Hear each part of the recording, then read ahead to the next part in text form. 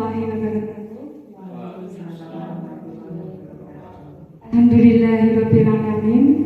Segala puji bagi Allah seluruh sekalian anak yang telah memberikan begitu banyak nikmat kepada kita, sehingga pada pagi hari ini kita bisa berkumpul di sini dalam keadaan sehat untuk melaksanakan acara diseminasi budaya positif dari pendidikan CGP Angkatan 8. Bapak Ibu yang kami hormati, perkenankan saya mohon izin untuk memulai acaranya. Oleh CGP, acara yang kedua sambutan dari Ibu Kepala Sekolah, acara yang ketiga pelaksanaan diseminasi, acara yang keempat penutup. Langsung saja Bapak Ibu kita mulai acara pada siang hari ini. Kepada yang terhormat Ibu Nur Hayati, Sarjana Pendidikan selaku Kepala Sekolah SD Negeri 01 Kebak, kepada yang saya hormati dan saya banggakan Bapak, Ibu, beserta staf karyawan SD Negeri 01 Kebak, pertama-tama saya ucapkan terima kasih yang sedalam-dalamnya atas kerawuan Bapak Ibu semua pada acara pagi hari ini. Semoga menjadi amal baik panjenengan sedaya. Acara pada siang hari ini, mari kita buka dengan bacaan basmalah bersama-sama. Bismillahirrahmanirrahim. Semoga dapat berjalan dengan lancar dan membawa manfaat untuk kita semua. Selanjutnya, acara yang kedua yaitu sambutan dari Ibu Kepala Sekolah SD Negeri 01 Kebak. Kepada yang terhormat Ibu Nur Hayati, Sarjana Pendidikan, kami persilakan. Bapak Ibu yang saya hormati, khususnya pada Ibu Rugi Winarse selaku CGP yang akan melaksanakan diseminasi pada pagi hari ini.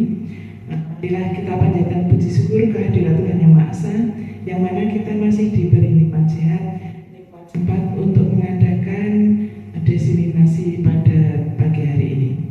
Bapak Ibu, ini adalah hasil daripada kegiatan CGP yang mana Miss Rugi, Ibu Rugi Winarse itu adalah CGP di SD kita yang kedua. Yang pertama itu Ibu Dina yang sudah lulus guru penggerak, kemudian ini untuk Ibu Rugi Winarse baru berjalan. Kemudian untuk selanjutnya saya harap ibu-ibu yang lain itu nanti mengikuti daripada jejak-jejak teman-teman kita yang sudah sebagaimana yang diharapkan oleh pemerintah itu adalah semua itu jadi guru penggerak. Karena apa? Karena sekarang ini guru penggerak sangat dibangga-banggakan. Kemudian ke depannya itu guru penggerak itu adalah sangat diharapkan daripada pemerintah untuk memajukan sekolahnya sendiri maupun untuk lingkungan kabupaten maupun kecamatan. Bapak Ibu, semoga diseminasi untuk pagi hari ini nanti berjalan dengan lancar, tidak ada halangan suatu apapun. Mas Rugi bisa melaksanakan kegiatan atau apa yang diharuskan daripada kegiatan guru penggerak. Semoga nanti Bapak Ibu dapat menimba ilmu ataupun mendapat pengalaman yang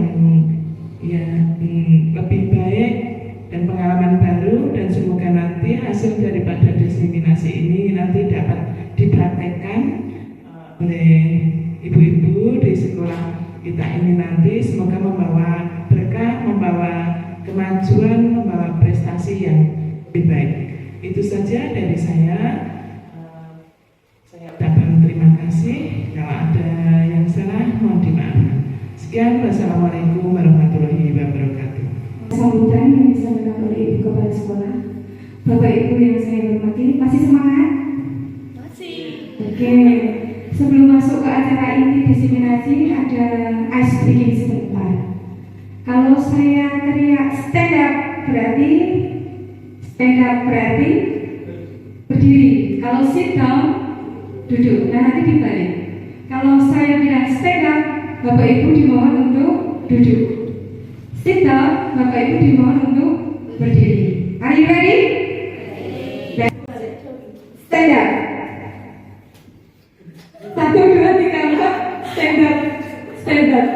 Dan aku harus duduk nilainya. Arian sama Bu Eti sama Pak Bambang. Ya, diulangi ya. Oke, semua berdiri. Sit down. Sit down. Stand up. Sit down. Stand up. Sit down. Stand up. Terima kasih. Tepuk tangannya, Pak. Terima kasih. Langsung saja masuk ke materi Bapak Ibu. Kita masuk ke penyebaran, pemahaman dan penerapan pengalaman budaya positif yang saya dapat selama belajar untuk modul 1. Kemudian teori motivasi, hukuman dan penghargaan juga restitusi. Ada keyakinan kelas, ada kebutuhan dasar manusia, kemudian restitusi 5 posisi kontrol guru dan segitiga restitusi. Pertanyaan pemantik untuk Bapak Ibu, apa itu budaya positif? Monggo silakan ke depan.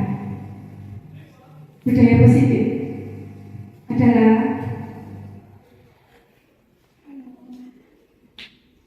ya, budaya positif berarti Bu Putri? Bu Putri silakan ke depan sebentar. Budaya positif adalah kebiasaan baik yang ditujukan untuk siswa agar pembelajarannya lebih menyenangkan.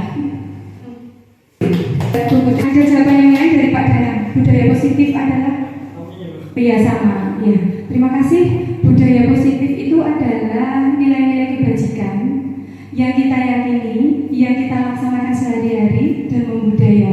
Tujuannya untuk membentuk karakter anak yang memiliki jiwa atau elemen yang terdapat dalam 6 dimensi profil pelajar Pancasila. Itu pernyataan pemantik yang pertama. Kita langsung masuk ke paparan materi. Oke, yang pertama, mengapa kok kita harus melaksanakan budaya positif di sekolah? Karena kita sudah harus melaksanakan pembelajaran paradigma baru. Pembelajaran paradigma baru itu apa? Pembelajaran paradigma baru yaitu pembelajaran yang dirancang berdasarkan prinsip pembelajaran berdiferensiasi, di mana peserta didik belajar sesuai dengan kebutuhannya berdasarkan tahap perkembangan sesuai dengan teori psikologi modern untuk mewujudkan profil pelajar Pancasila. Budaya positif tadi sudah diutarakan di depan, yaitu budaya positif itu merupakan perwujudan nilai-nilai kebajikan yang kita yakini, kemudian yang diawali dengan perubahan paradigma dari pandangan stimulus respon menuju ke teori kontrol. Tujuannya apa Bapak Ibu?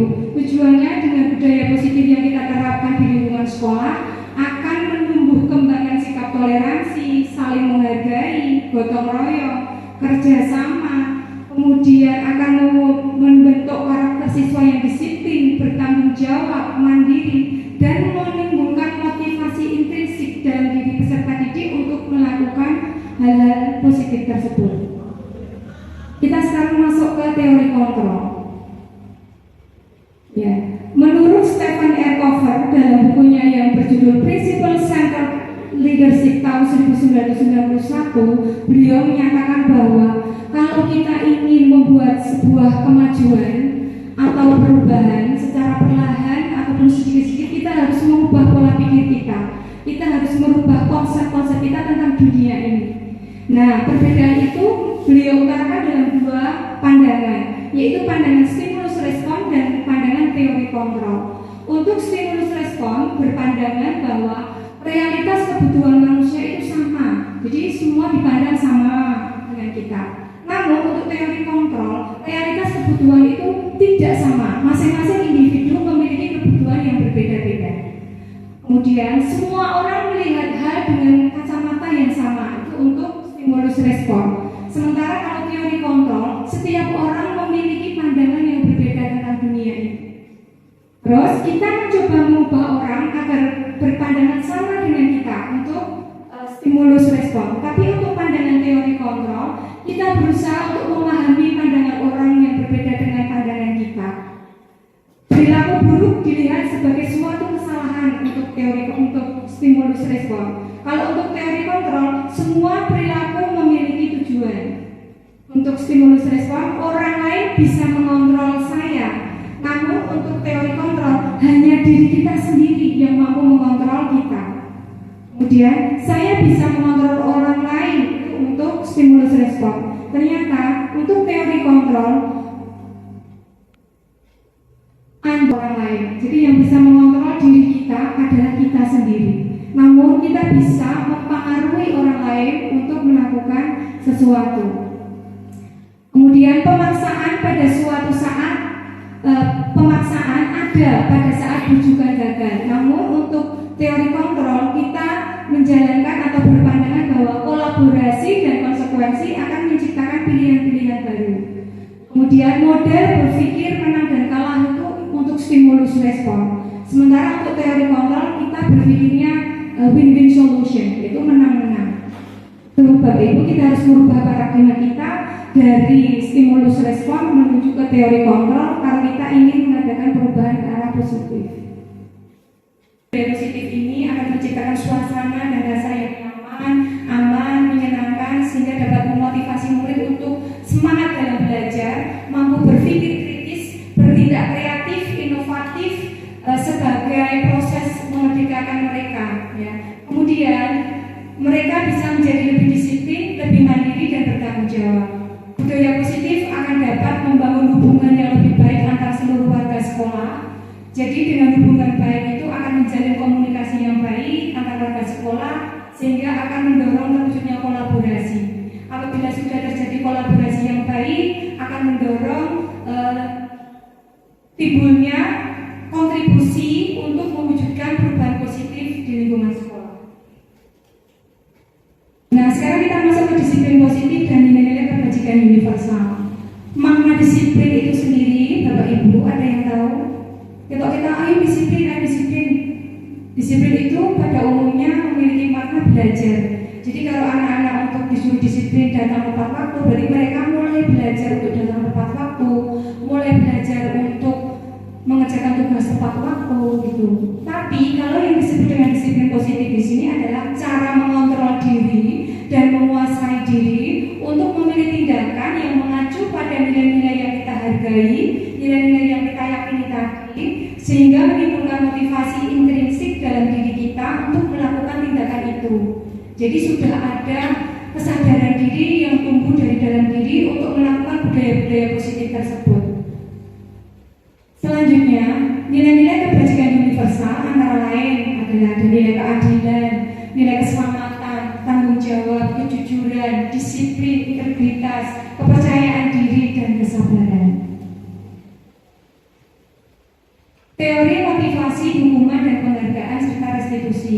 Bapak Ibu, setiap tindakan kita itu mempunyai motivasi. Seperti yang diungkapkan oleh Dan Johnson, ada 3 motivasi perilaku manusia. Motivasi yang pertama itu untuk menghindari ketidaknyamanan atau menghindari hukuman. Begitu juga dengan anak-anak kita. Mereka melakukan sesuatu, melakukan tindakan itu pasti mempunyai motivasi. Di antaranya ada 3 itu. Yang pertama, menghindari ketidaknyamanan atau hukuman. Yang kedua, mendapatkan imbalan atau penghargaan dari orang lain mereka inginkan dan menghargai diri sendiri dengan nilai-nilai yang mereka yakini.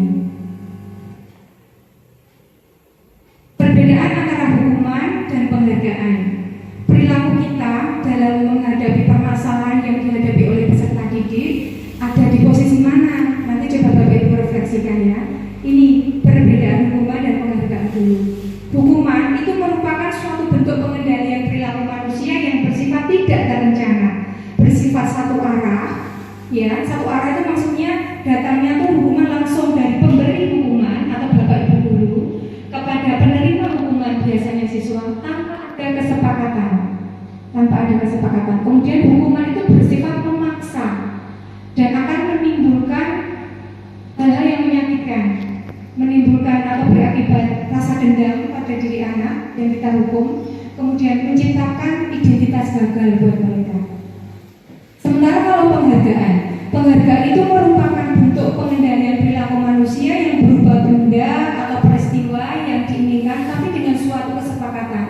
Misalnya kamu bisa melakukan kegiatan ini, nanti kamu akan mendapatkan ini. Biasanya penghargaan seperti itu. Namun penghargaan itu merupakan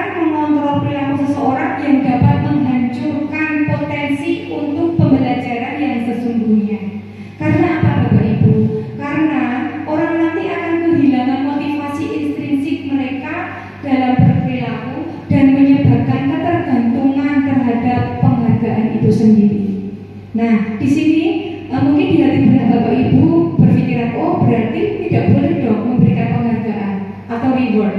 Boleh, tapi dengan kriteria-kriteria khusus atau kriteria spesial untuk apresiasi penghargaannya.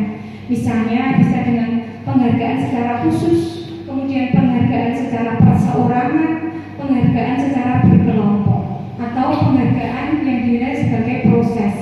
Contoh, di kelas 3 misalnya, anak ini di semester 1 belum bisa mengikuti pembelajaran dengan baik.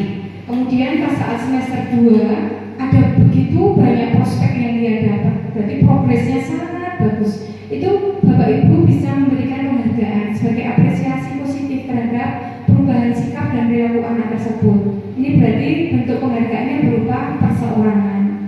Kemudian kalau penghargaan yang diberikan secara keseluruhan, misalnya dalam acara gelar karya, semua anak mendapatkan penghargaan dengan berbagai macam kategori. Bisa peserta tergiat, peserta terheboh, peserta terajin. Yang penting dari semua warga kelas itu mendapatkan penghargaan semua secara bersama-sama. Itu Bapak Ibu. Selanjutnya, sekarang apa itu konsekuensi dan restitusi? Di sini Bapak Ibu, konsekuensi itu sama artinya dengan hukum sebab akibat. Jadi merupakan akibat yang sudah diketahui dan disepakati sebelumnya atas pilihan anak. Nah, disiplin dalam bentuk konsekuensi sudah terencana atau sudah disepakati, sudah dibahas dan disetujui oleh guru dan murid. Umumnya bentuk-bentuk konsekuensi dibuat oleh pihak guru atau pihak sekolah, seperti peraturan sekolah. Anak tidak dilibatkan untuk pembentukan konsekuensi. Nah, murid sudah mengetahui sebelumnya atas konsekuensi tersebut, apa yang akan dia terima apabila ada pelanggaran. Selanjutnya, restitusi. Restitusi itu adalah proses menciptakan kondisi bagi murid untuk memperbaiki kesalahannya. Mereka bisa kembali ke kelompoknya dengan karakter yang lebih baik. Restitusi juga merupakan proses kolaborasi yang mengajarkan murid untuk mencari solusi dari permasalahannya dan membantu murid untuk berpikir tentang orang yang seperti apa yang mereka inginkan dan bagaimana mereka memperlakukan orang lain. Restitusi bukan suatu cara untuk menebus kesalahan, tetapi cara untuk memperbaiki kesalahan. Restitusi bukan suatu paksaan, tapi restitusi merupakan sebuah tawaran. Dengan restitusi akan membentuk murid semakin percaya diri, mandiri, bertanggung jawab, dan merdeka. Merdeka di sini bukan berarti bebas tanpa batas setelah melakukan kesalahan. Merdeka di sini mengembalikan anak untuk merdeka dalam berpikir, bertindak, mencari solusi sendiri dari permasalahan yang mereka hadapi, sehingga mereka bisa kembali ke kelompoknya menjadi karakter yang lebih kuat.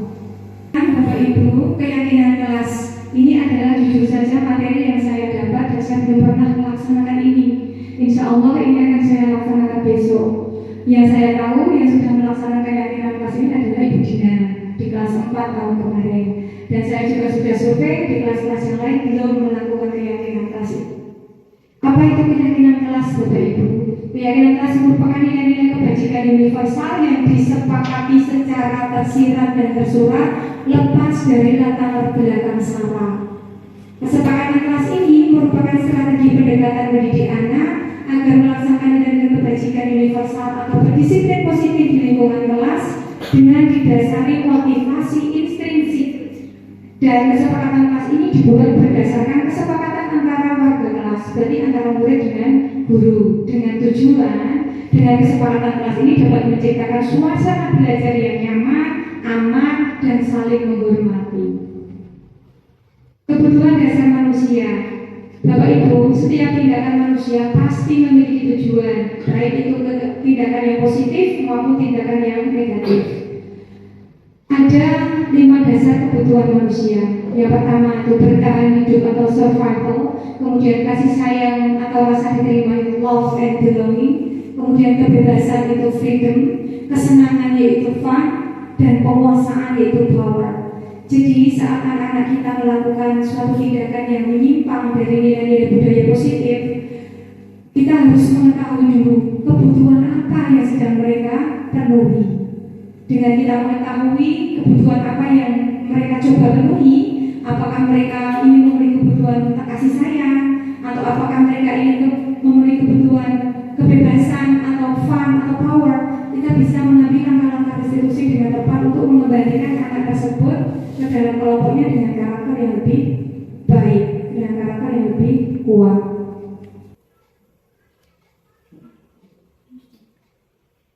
Selanjutnya Bapak Ibu, di sini adalah materi restitusi 5 posisi kontrol. Coba nanti Bapak Ibu merefleksi diri, ada di posisi mana kita saat menghadapi permasalahan yang dihadapi peserta didik.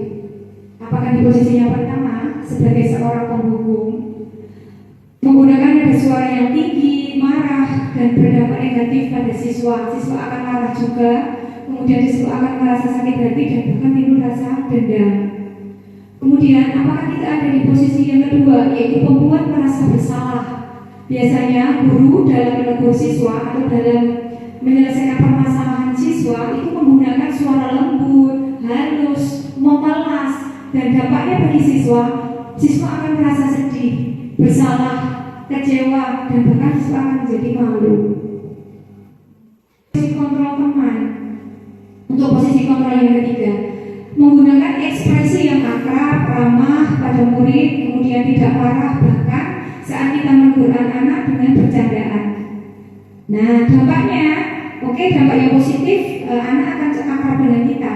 Namun ada dampak negatifnya pula, anak akan selalu tergantung pada kita setiap ada permasalahannya. Kemudian posisi kontrol yang keempat yaitu pemantau. Posisi pengontrol yang keempat ini sebagai pemantau itu menggunakan suara yang datar, formal, dan ini dikaitkan dengan hukum konsekuensi. Jadi hukum sebab akibat tadi. Biasanya ini dihubungkan dengan peraturan sekolah. Dampaknya murid harus menjalankan hukuman sesuai dengan konsekuensi yang telah disepakati. Misal ada tata tertib atau hukum di sekolah yang menyatakan bahwa terlambat 15 menit nanti tidak istirahat selama 15 menit itu untuk mengganti pelajaran yang tertinggal misalnya. Ini adalah sebagai pemantau berdasarkan konsekuensi. Apakah kita sebagai manajer? Sebagai manajer ini dalam menyelesaikan permasalahan siswa kita menggunakan bahasa dan gerak tubuh yang tulus. Jadi ada pendekatan emosional kepada peserta didik. Pendekatan emosional kepada peserta didik maksudnya kita ingin memahami apa penyebab peserta didik itu melakukan kesalahan. Kita juga ingin mengetahui alasan atau motivasi mereka berbuat salah.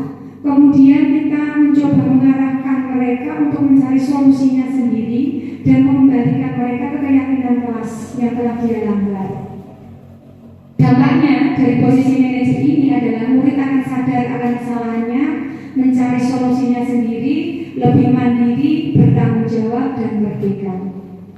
Menyelesaikan permasalahan yang kita hadapi di lingkungan kelas maupun di lingkungan sekolah yang berhubungan dengan permasalahan peserta didik, kita bisa menyelesaikannya dengan menggunakan segitiga restitusi. Suatu proses dialog yang dijalankan oleh guru atau orang tua agar dapat menghasilkan murid yang mandiri dan bertanggung jawab. Proses dialog ini terdiri dari 3 tahapan atau 3 langkah yang digambarkan dalam ketiga sisi pada segitiga restitusi itu.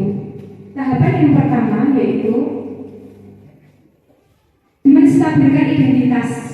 Menstabilkan identitas ini berdasarkan prinsip bahwa berbuat kesalahan itu adalah proses pembelajaran. Jadi biasanya Bapak Ibu guru akan menggunakan pernyataan-pernyataan berbuat salah itu wajar kok. Berbuat salah itu manusiawi. Tidak ada manusia yang sempurna. Kamu berhak merasa begitu. Bapak Ibu di sini tidak ingin tahu siapa yang salah, tetapi Bapak Ibu di sini hanya ingin membantu untuk mencari solusi permasalahan ini. Ini untuk tahapan menstabilkan identitas. Jadi kita tidak menyalahkan anak sepenuhnya terhadap kesalahan yang mereka lakukan. Untuk tahapan kedua, yaitu memvalidasi tindakan yang salah. Jadi berdasarkan prinsip setiap perilaku itu berupaya untuk memenuhi suatu kebutuhan tertentu. Tujuan dari validasi tindakan ini kita akan mengetahui motivasi apa yang mendasari anak itu melakukan hal tersebut. Biasanya guru menggunakan pernyataan kamu pasti punya alasan mengapa kamu melakukan hal ini. Padahal kamu bisa melakukan hal yang lebih buruk bangga karena melindungi sesuatu yang penting buat kamu. Kamu melakukan karena mempertahankan sesuatu yang penting bagimu. Ini Bapak Ibu untuk tahapan kedua. Sekarang untuk tahapan yang ketiga yaitu menanyakan keyakinan kelas. Ini berdasarkan prinsip teori kontrol bahwa pada dasarnya kita termotivasi secara intrinsik. Apa keyakinan kelas itu? Nilai-nilai apa yang telah kamu langgar dari keyakinan kelas itu? Kemudian kamu ingin menjadi orang yang seperti apa? Itu kita lakukan pada tahapan menanyakan keyakinan kelas. What time is it? Okay, Satria. It is 5 o'clock. Good job, Satria. Thank you.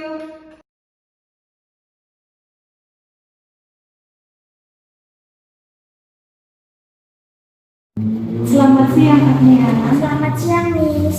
Maaf Agnia, disuruh diperhatikan tadi kamu tidak konsentrasi, tidak semangat, bahkan kamu mengantuk dan tertidur di kelas saat pembelajaran.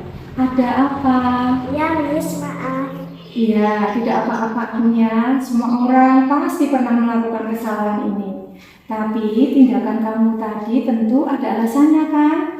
Iya, Miss, semalam saya belajar dari jam 8 malam sampai sekitar jam 11 malam. Soalnya saya harus menyalin catatan dan mengerjakan tugas bahasa Indonesia, matematika, dan agama. Soalnya kan kemarin pagi saya izin tidak masuk sekolah karena menjenguk nenek yang sakit di Wonogiri. Dan sampai rumah jam 4 sore.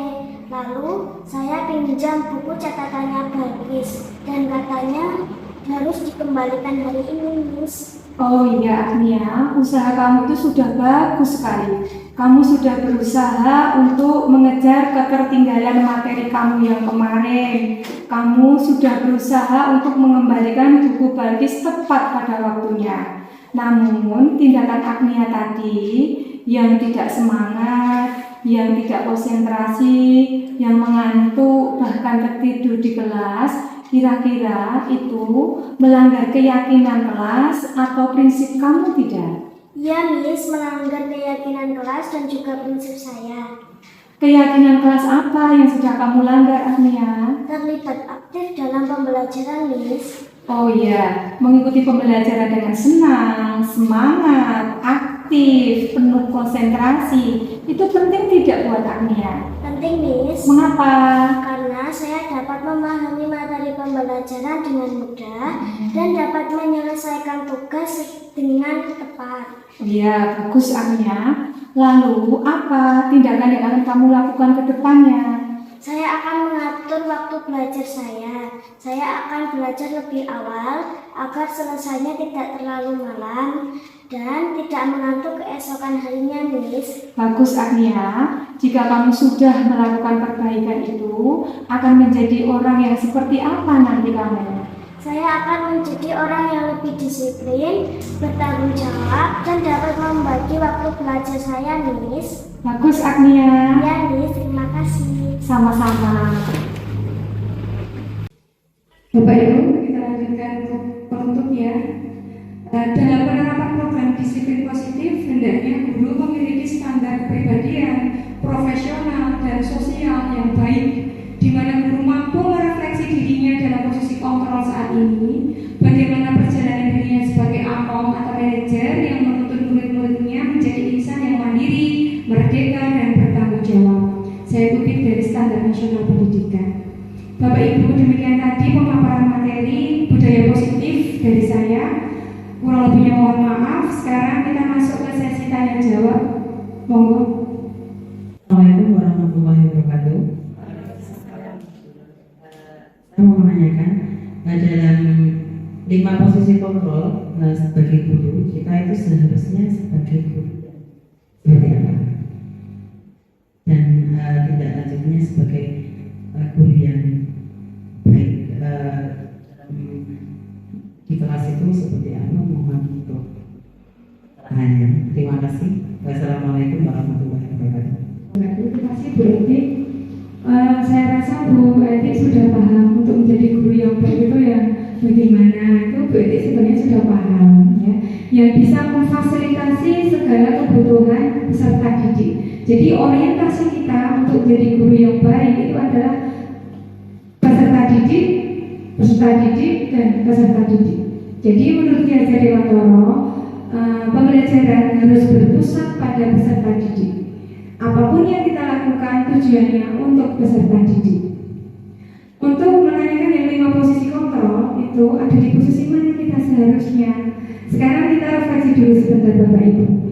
Untuk di posisi penghukum nanti akan menimbulkan rasa dendam atau sakit hati terhadap diri anak. Apakah kita mau di posisi itu?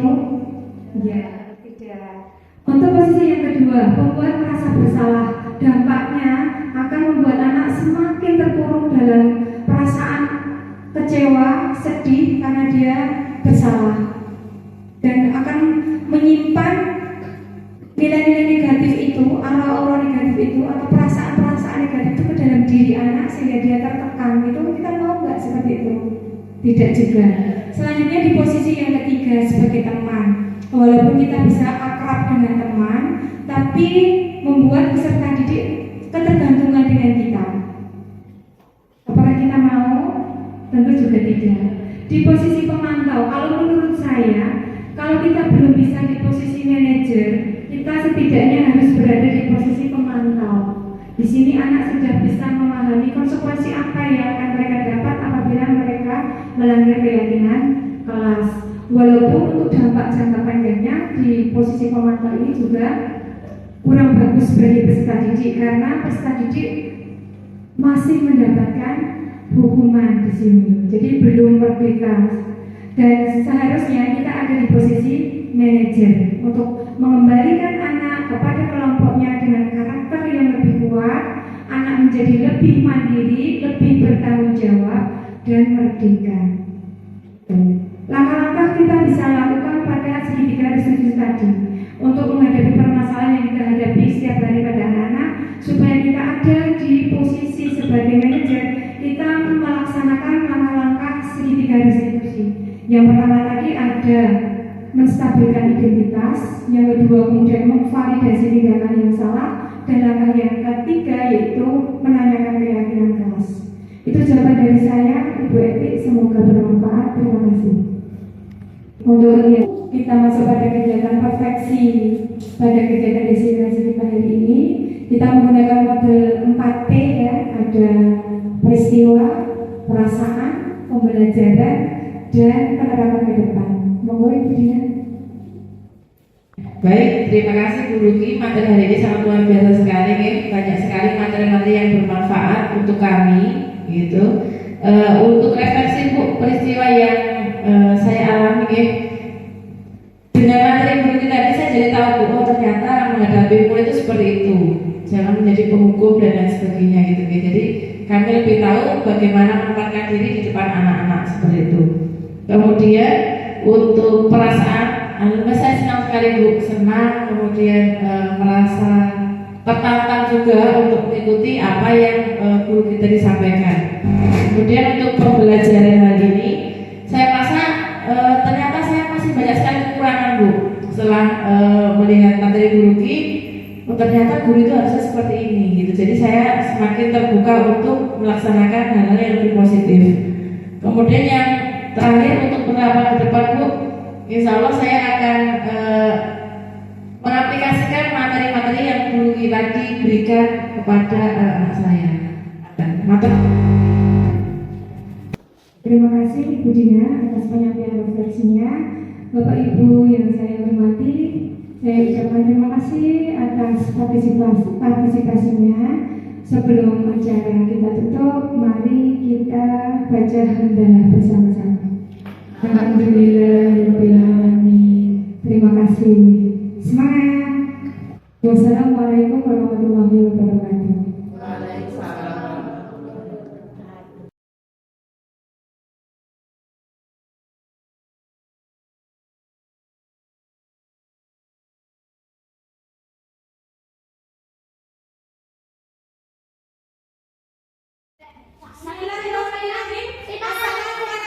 warahmatullahi wabarakatuh.